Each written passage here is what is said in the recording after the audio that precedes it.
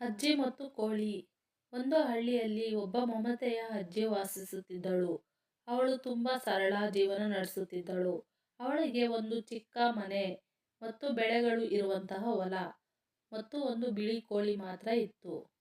ಅಜ್ಜಿ ಪ್ರತಿದಿನ ಬೆಳಿಗ್ಗೆ ಆ ಕೋಳಿಗೆ ಧಾನ್ಯ ಹಾಕಿ, ನಿನ್ನ ಮೊಟ್ಟೆಗಳಿಂದ ನಾನು ಉಪಹಾರ ಮಾಡಿಕೊಳ್ಳುತ್ತೇನೆ, ದೇವರ ಕೃಪೆ ಇರಲಿ ಎಂದು ಹೇಳುತ್ತಿದ್ದಳು.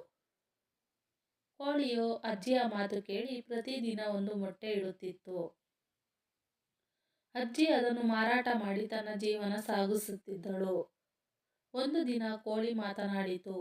ಅಜ್ಜಿ, ನೀನು ನನಗೆ ಎಷ್ಟು ಪ್ರೀತಿ ಕೊಡುತ್ತೀಯೋ ನಾನು ನಿನಗೆ ಒಂದು ಉಡುಗೊರೆ ಕೊಡುತ್ತೇನೆ ಎಂದು ಹೇಳಿತು. ಅಜ್ಜಿ ಆಶ್ಚರ್ಯದಿಂದ ಕೇಳಿದಳು, ಏನು ಉಡುಗೊರೆ ಕೋಳಿ ಎಂದು. ಕೋಳಿ ನಕ್ಕು ಹೇಳಿತು, ನಾಳೆಯಿಂದ ನಾನು ಬಂಗಾರದ ಮೊಟ್ಟೆ ಇಡುವೆ ಎಂದು. ಮತ್ತು ನಿಜಕ್ಕೂ ಮರುದಿನ ಕೋಳಿಯು ಒಂದು ಬಂಗಾರದ ಮೊಟ್ಟೆ ಇಟ್ಟಿತು. ಅಜ್ಜಿ ತುಂಬಾ ಸಂತೋಷಪಟ್ಟಳು, ಆದರೆ ಅವಳು ಅತಿಯಾದ ಆಸೆ ತೋರಲಿಲ್ಲ.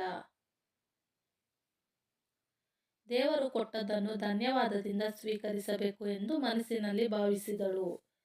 ಅಜ್ಜಿ ಆ ಬಂಗಾರದ ಮೊಟ್ಟೆಗಳನ್ನು ಮಾರದೆ ದೇವರ ಮಂದಿರಕ್ಕೆ ಒಂದು ಭಾಗ ದಾನ ಮಾಡಿದಳು.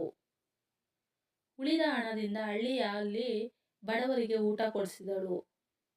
ಅಂತೂ ಆ ಅಜ್ಜಿ ಮತ್ತು ಕೋಳಿ ಹಳ್ಳಿಯ ಎಲ್ಲರಿಗೂ ಪ್ರೀತಿಯ ಆದರ್ಶವಾದರು.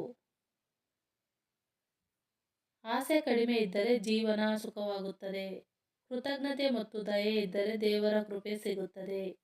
ಈ ವಿಡಿಯೋ ಇಷ್ಟ ಆಗಿದ್ದಲ್ಲಿ ಲೈಕ್, ಶೇರ್ ಮತ್ತು ಸಬ್ಸ್ಕ್ರೈಬ್ ಮಾಡಿ. Thank you for watching.